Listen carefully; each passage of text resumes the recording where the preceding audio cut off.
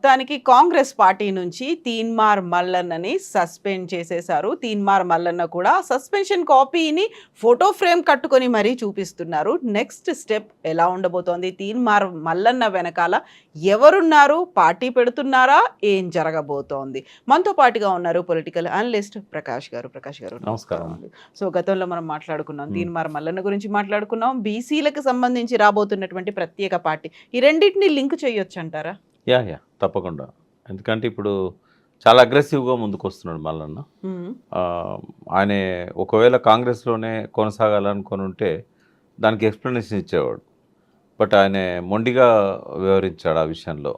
సంజయ్ నోటీస్కి పైనుంచి అటాక్ చేశాడు. ఒక తనని సస్పెండ్ చేసిన తర్వాత బీసీలకు ఒక న్యాయము, అగ్రకులాలకు ఒక న్యాయము. కోమటిరెడ్డి వెంకటరెడ్డి కానీ, రాజగోపాల్ రెడ్డి కానీ వాళ్ళు ఎన్ని మాటలు అన్నా కూడా వాళ్ళ మీద ఏం చర్య తీసుకోలేదు. ఈవెన్ క్రమశిక్షణా సంఘం చైర్మన్ ఉన్న చిన్నారెడ్డి కూడా తప్పు పట్టే విధంగా మాట్లాడాడు. ఆయన మీద కూడా చర్య తీసుకోవాల్సి ఉండే.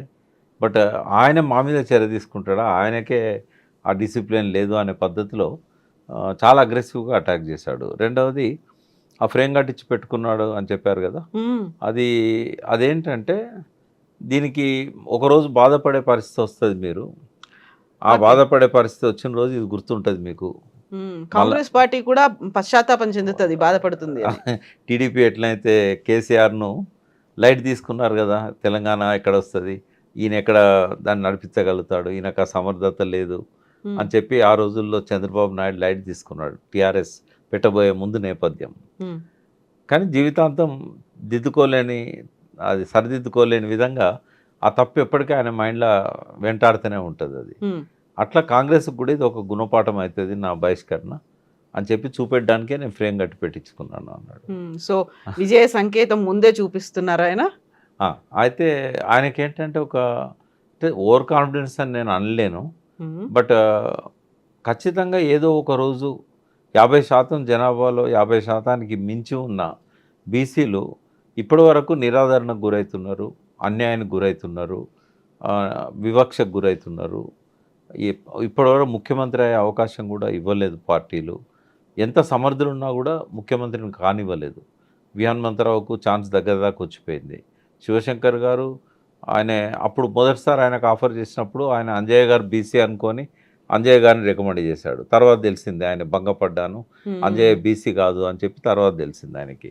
బట్ ఎంతోమంది అరుగుల రాజారాం గారని నిజామాబాద్ కానీ, డి శ్రీనివాస్ గారు 2 సార్లు పార్టీని అధికారంలోకి తెచ్చాడు. డి శ్రీనివాస్ పిసిసి ప్రెసిడెంట్గా ఉండి. బట్ రాజశేఖర రెడ్డి గారు ఆయనకు అవకాశం ఇవ్వలేదు. అట్లాగే ఇంకా చాలామంది దగ్గర దాకా వచ్చిపోయారు.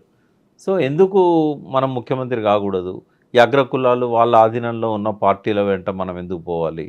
మనమే ఒక స్వతంత్ర శక్తిగా ఎందుకు ఎదగలేము? మన వాళ్ళందరినీ మనం కలుపుకొని పోదామనే వైఖరి తీసుకొని ఏకపక్షంగా కూడా పోవట్లేదు ఆయన. అన్ని కులాలలో ఉన్న ఇంటలెక్చువల్స్ని, తర్వాత రాజకీయంగా ఆస్పిరేషన్స్ ఉన్న వాళ్ళను వీళ్ళందరినీ చేరదీస్తున్నాడు. వెంటనే పార్టీ పెట్టే తొందరపాటు పని కూడా చేయలేదు ఆయన. ఒక ఫ్రంట్ ఏర్పాటు చేద్దామన్న ఆలోచనలతో ఉన్నాడు. ఓ బీసీ ఫ్రంట్ ఒకటి జేఏసీ పేరుతోనో ఇంకో పేరుతోనో తీసుకొచ్చి అందరిని కలుపుకున్న తర్వాత ఇంటలెక్చువల్స్ యొక్క ఇన్పుట్స్ తీసుకొని, గతంలో ఉన్న అనుభవజ్ఞులతో కూడా సలహాలు తీసుకొని ఒక మంచి బలమైన శక్తిగా బీసీలను ఒక్కటి చేయాలనేది ఆలోచనతో ఉన్నాడు. సరే, గతంలో మల్లన్న ఏంది అనేది పక్కకు పెడితే ఇప్పుడు ఆయన పోతున్న దారి అయితే సరైన దారి అని నేను అనుకుంటున్నాను. ఎవరున్నారంటారు ఆ దారిలో? ఈయనైతే ముందు కనిపిస్తున్నారు, ఆయన వెనకాలండి ఆయన నడిపిస్తోంది ఎవరంటారు? ఆయన కులాన్ని బలగాన్ని నమ్ముకున్నాడమ్మా, పార్టీని కాదా? పార్టీ బీజేపీ వెనకాల ఉంది అనే మాట. బీజేపీని ఆయన నమ్ముకోలేదు. గతంలోనే ఒకసారి పోయి తప్పు చేసిన అని చెప్పి మళ్ళీ బయటకు వచ్చాడు. కాబట్టి ఏ పార్టీ కూడా అవసరం లేదు నాకు. ఆయన ద్వారా నాకు తెలిసింది ఏంటంటే టీడీపీ కూడా ప్రయత్నం చేస్తున్నారు తనను ఆ పార్టీ అధ్యక్షునిగా బాధ్యతలు తీసుకోమని చెప్పడానికి. తర్వాత బీసీ వాదంతో ముందుకు వచ్చిన, అంటే కాపు పవన్ కళ్యాణ్ కాపు సెగ్మెంట్తోని అక్కడ ఎట్లయితే అధికారంలోకి టీడీపీని తన యూనిటీ ఫ్రంట్ తీసుకొచ్చాడు కదా, నరేంద్ర మోడీ గారిని కూడా ఒప్పించి ఐక్యతకు, దాని ద్వారా ఆ రాజ్యాధికారానికి అక్కడ రాగలిగారు. సో ఇక్కడ కూడా జనసేన నెక్స్ట్ ఫేజ్లో తన పార్టీని బలోపేతం చేసుకోవడానికి ఒక ప్రయత్నం మొదలుపెట్టింది. వాళ్ళు కూడా కొంత మల్లన్న దిక్కు చూస్తున్నారు. బట్ మల్లన్న వాళ్ళిద్దరి దిక్కు చూడట్లేదు. మల్లన్న బీసీల దిక్కు చూస్తున్నాడు. ఆయన దినచర్య కూడా పొద్దున్న లేస్తే రాత్రి దాకా పెద్ద నాయకులను కలవడానికి పోవట్లేదు. ఆయన కలవడానికి కూడా ఎవరిని పర్మిట్ చేయట్లేదు. ఆయన ఎంతసేపు బీసీలను నమ్ముకున్నాడు కాబట్టి బీసీ సెక్షన్నే తనతో లేపాలి, తీసుకెళ్ళాలి అనే వైపుగా ఆయన ఆలోచిస్తున్నాడు. ఇప్పుడు బీసీ కుల సంఘాలన్నీ ఆయన వైపు ఉన్నాయా? నాయకుల్లో కూడా Teenmar Mallanna is the best candidate అనే ఒక ఫీల్ కనిపిస్తోందా? అంటే బీసీలలో 2 రకాల నాయకత్వం ఉంది. ఒకటి ట్రెడిషనల్ లీడర్షిప్ ఉంది. యూత్ ఎవరిది కూడా దాన్ని ఇష్టపడట్లేదు. ట్రెడిషనల్ లీడర్షిప్ అంతా కూడా ఈ పార్టీల చేతుల్లోనే ఉంటారు, ఈ నాయకుల చేతులలో ఉంటారు. కాబట్టి యంగ్ లీడర్షిప్ ఏదైతే ఉన్నదో మల్లన్నను అనుసరించే అవకాశం ఉన్నది. ఈ పాత నాయకులంతా ఏ పార్టీలో ఉన్న వాళ్ళు ఆ పార్టీలోనే ఇంకా అడ్జస్ట్ అయ్యే పరిస్థితుల్లో ఉంటారు. మొన్న మాట అన్నాడు ప్రెస్ మీట్లో, ఇంకా మా భుజాలల్లో బానిస భావాలున్నాయి, ఆ బానిసత్వాన్ని పట్టుకొని వేలాడుతున్న వాళ్ళు ఉన్నారు అని చెప్పి ఒక మాట అన్నాడు. అంటే ఇంకా వాళ్ళు బయటకు వస్తారని అయితే నేను అనుకోవట్లేదు. అది ఆపోజిషన్ పార్టీలో ఉన్న వాళ్ళైనా, అధికార పార్టీలో ఉన్న వాళ్ళైనా, కేంద్రంలో అధికారంలో ఉన్న పార్టీలో ఉన్న వాళ్ళైనా ఆ బీసీ నాయకత్వం ఏదైతే ఉన్నదో అది బయటకు వస్తుందని నేను అనుకోవట్లేదు. ట్రెడిషనల్ లీడర్షిప్ అది. ఇప్పుడున్న గ్రామాలలో ఉన్న కుల సంఘ పెద్దలు వీళ్ళంతా కూడా ఏదో ఒక దొర చెప్పు చేతల్లోనో లేకుంటే ఏదో ఒక అగ్రకుల నాయకుడు చెప్పు చేతల్లోనో ఇంతకాలం రాజకీయాలు చేస్తూ వచ్చారు. ఇక వాళ్ళని నమ్ముకొని ఉపయోగం లేదు మల్లన్నకి. మల్లన్న యంగ్ లీడర్షిప్ మీదనే ఆయన ధ్యాస పెట్టాలి. విద్యార్థుల నుంచి ఒక పెద్ద సెక్షన్ ఉంటుంది, యూత్ నుంచి ఒక పెద్ద సెక్షన్ ఉంటుంది. ఇప్పుడు ఎట్లాగో 51 స్థానాలు మహిళలకు రిజర్వ్ కాబోతున్నాయి తెలంగాణలో. ఈ డీలిమిటేషన్ తర్వాత 34 స్థానాలు పెరిగినట్టయితే 153 అవుతాయి. అందులో ఒక 51 స్థానాలు మహిళలకు రిజర్వ్ చేస్తారు. కాబట్టి మహిళల్లో కూడా ఆ చైతన్యం వచ్చింది. ఇంట్రెస్ట్ ఉన్న వాళ్ళు నెక్స్ట్ ఎమ్మెల్యేగా పోటీ చేయాలనుకున్న వాళ్ళు. తర్వాత బీసీలలో చాలామందికి డబ్బున్న వాళ్ళు కానీ లేదా జనంలో బలం ఉన్న వాళ్ళు కానీ సంఘ సేవా కార్యక్రమాల్లో ముందున్న వాళ్ళు కానీ ఈ అధికార పార్టీలలో వాళ్ళకి అవకాశాలు రాక చాలా కాలంగా వెయిట్ చేస్తున్న వాళ్ళు ఉన్నారు. ఇది కాన్స్టిట్యుయెన్సీ వైజ్గా కనుక ఆయన వర్కౌట్ చేసుకోగలిగితే చాలా పెద్ద టీం దొరుకుతుంది ఆయనకు. ఎమ్మెల్యేగా నిలబడాలని వాళ్ళు ఖర్చు పెట్టుకోగలిగే వాళ్ళు కూడా చాలామంది ఉన్నారు.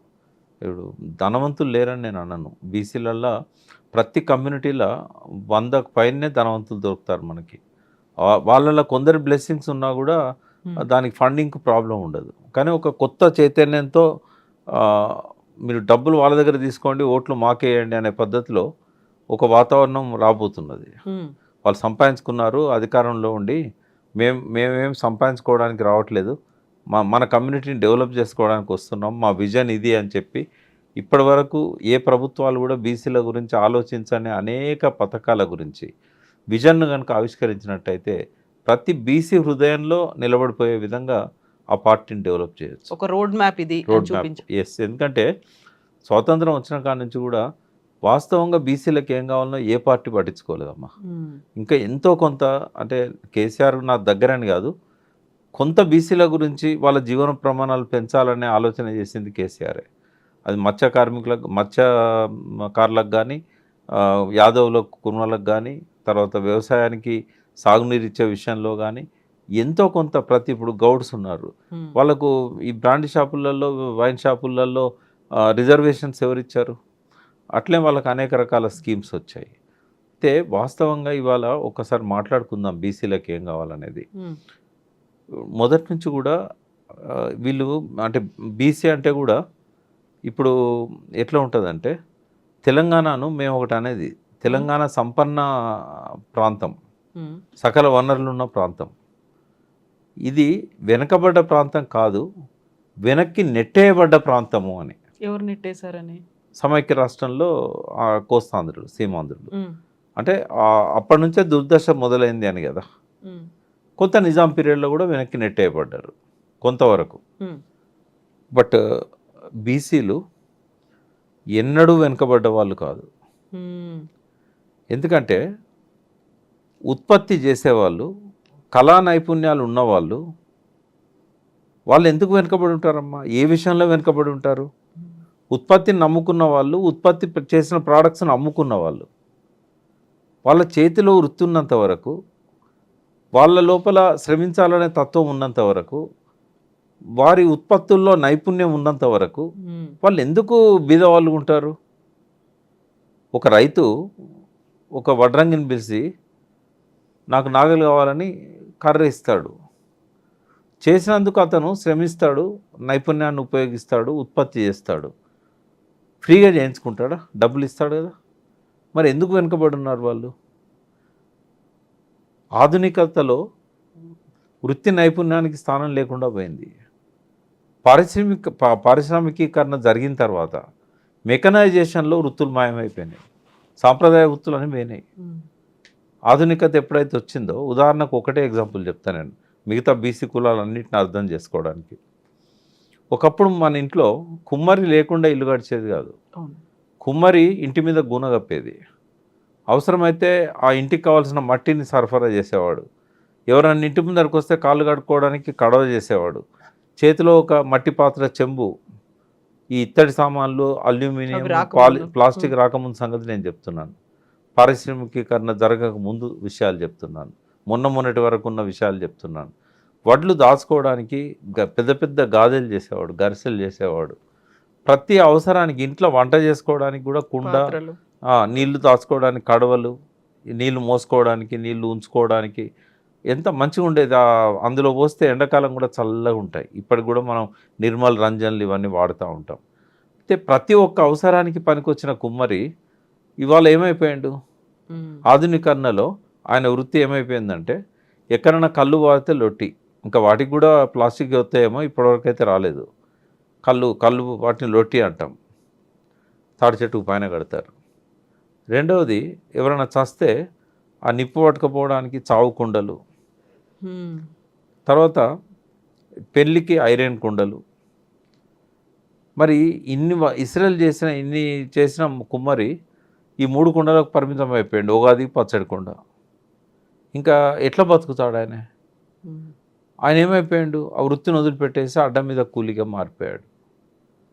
ఒకవేళ ఈ వస్తువుల తయారీలో, ఆధునీకరణ వల్ల వచ్చిన వస్తువుల తయారీలో అతన్నే ఆ నైపుణ్యాన్ని పెంచి అతనికే ఆ పెట్టుబడి ఇచ్చినట్టయితే ప్రభుత్వాలు, ఎందుకంటే మారుతున్న క్రమంలో ఆ వృత్తులను కూడా ఆధునీకరించాలి కదా, ఆ వృత్తికారులకు కూడా శిక్షణ ఇవ్వాలి కదా. చాలాసార్లు కేసీఆర్ గారిని విమర్శించారు. ఈ గొల్ల కుర్మలలో మా తల్లిదండ్రులు గొర్రెలు కాస్తున్నారు, మేము కూడా గొర్రెలు కాయన్నా, మీ గొర్రెల స్కీమ్ పెడుతున్నావు కదా, మేము కూడా గొర్రెలు కాయన్నా, మాకు ఉద్యోగాలు ఇవ్వండి, గొర్రెలు కాదు అని చెప్పి అన్నారు. అక్కడ జరిగిన లోపం ఏంటంటే, సరే ఇంకా గొర్రెలు కాసే వాళ్ళు ఉన్నారు కాబట్టి దాన్ని ఏం అడ్డుకోవాల్సిన అవసరం లేదు. బట్ ఆ గొర్రెలు మేపిన వారి కుమారులు, కుమార్తెలు వాళ్ళంతా కూడా డిగ్రీలు చేసిన వాళ్ళు ఉన్నారు కదా, వీళ్ళని మలబై గొర్రెలు కాయమంటే కాయరు కదా. కానీ గొర్రెల సంఖ్య పెంచుకోవడానికి వీళ్ళ పేరు మీద దరఖాస్తులు పెట్టారు వాళ్ళు. 25% కడితే 75% గవర్నమెంట్ ఇస్తుంది కాబట్టి. బట్ మాంసము ఆధునీకరణ లోపల ఎన్ని రకాలుగా దాన్ని బై ప్రోడక్ట్స్ తయారు చేయవచ్చు. గొర్రె తోలు దగ్గర నుంచి ఫస్ట్ బూరు, ఆ బూరు ద్వారా చేయగలిగే ఉన్ని ప్రోడక్ట్స్, తర్వాత మాంసము. ఆ మాంసం ఇప్పుడు అల్కబీర్ అని ఒకటి ఉంది ఇక్కడ రుద్రారం దగ్గర. అల్కబీర్లో ఒకసారి పశువు పోయినట్టయితే ఇంకా ఏది బయటికి రాదు. అంటే ఆ పశువులో ఉన్న ప్రతిదీ కూడా ఉపయోగపడుతుంది. మాంసం అమ్ముతారు. తర్వాత అందులో మలమూత్రాలను కూడా వాళ్ళు ఎన్కాజ్ చేసుకుంటున్నారు, పేగుళ్ళల్లో మిగిలిపోయిన మలమూత్రాలని. అంటే ప్రతి కొమ్ములను ఉపయోగించుకుంటున్నారు, చర్మాన్ని ఉపయోగించుకుంటున్నారు, రక్తాన్ని కూడా ఉపయోగించుకుంటున్నారు. మరి అటువంటప్పుడు ఈ గొర్రెలను ఎట్లా కటింగ్ కోసమే కదా అవి పెంచేది. మేకలైనా గొర్రెలైనా లాస్ట్ కోసుకోవడానికే కదా.